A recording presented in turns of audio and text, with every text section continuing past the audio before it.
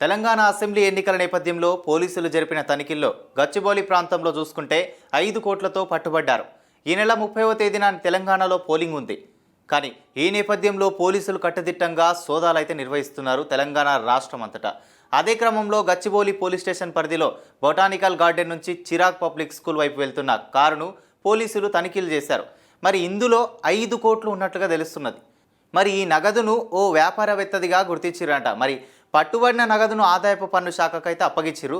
మరి అది వ్యాపారవేత్తదా లేకపోతే ఇంకెవరిదా అనేది కూడా చూడాల్సి వస్తుంది. మరి పోలీసులు అయితే సోదాలు నిర్వహిస్తున్నారు. మరి కానీ అది ఎంతవరకు వాస్తవం అనేది కూడా చూడాలి. మరి ఇప్పటికే ఎన్నో ప్లేస్లల్లో మనం తెలంగాణలో మొత్తం పట్టుబడుతున్నారు, చూస్తూనే ఉన్నాం. ఎంతైతే పట్టుబడ్డారు అనేది కూడా మనకు రోజు రోజు కూడా స్పష్టంగా మనకు వివరణ కూడా వస్తున్నది. పేపర్లలో చూస్తున్నాం, టీవీ ఛానళ్ళలో కూడా చూస్తున్నాం, మనకు ఫోన్లలో కూడా వస్తూనే ఉన్నాయి.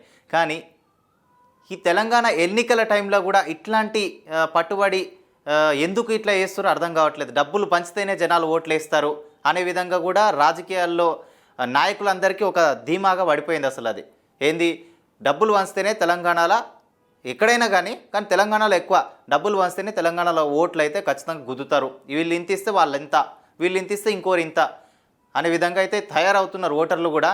ఓటర్ మహాశయులందరికీ నేను కూడా ఒకటే విజ్ఞప్తి చేస్తున్నా, ఇట్లా ఎవరైతే డబ్బులు వంచేటోళ్ళు ఉంటారో ఇప్పుడు వీళ్ళ పేరు మీద ఇంకోరు తీసుకొచ్చి, ఇంకోరి పేరు మీద ఇంకోరు తీసుకొచ్చి ఎవరెవరో పంపిస్తుంటారు.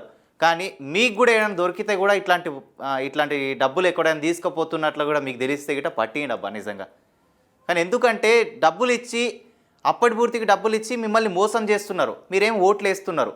కానీ తర్వాతకి 5 ఏళ్ళు వాళ్ళ చేతిలోకి పాలన పోతున్నది.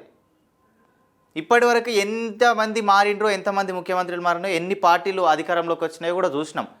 కానీ తొందరవాడైతే మీరు ఓటు వేయకూరు, దేనికి పడితే దానికి పైసలు ఇచ్చారు కదా అని యువత కూడా ఎట్లా పడితే అట్లనే ఏదో మామూలుగా కాలేజీలలోకి వెళ్ళకుండా ఇంటర్ డిగ్రీ విద్యార్థులంతా ఏదో 400-500 రోజుకి ఇస్తున్నారని చెప్పేసి కాలేజీలలోకి వెళ్ళకుండా డైరెక్ట్గా ఏదో ప్రచారాలకు వెళ్తుర్రంట. ఇట్లాంటి పనులు చేయకండి. ఏదో ప్యాకెట్ మనీ కోసం అని చెప్పేసి ఏదో ఖర్చులకు పోతాయని చెప్పి ఇట్లాంటి పనులు చేయకండి. ఎందుకంటే ఒక్కరోజు మీరు తొందరపడి ఇట్లాంటి పనులకి ఆశపడితే 5 ఏళ్ళు మీ చేతిలోకి వెళ్ళి జీవితం అంతా నాశనం చేస్తారు అసలు.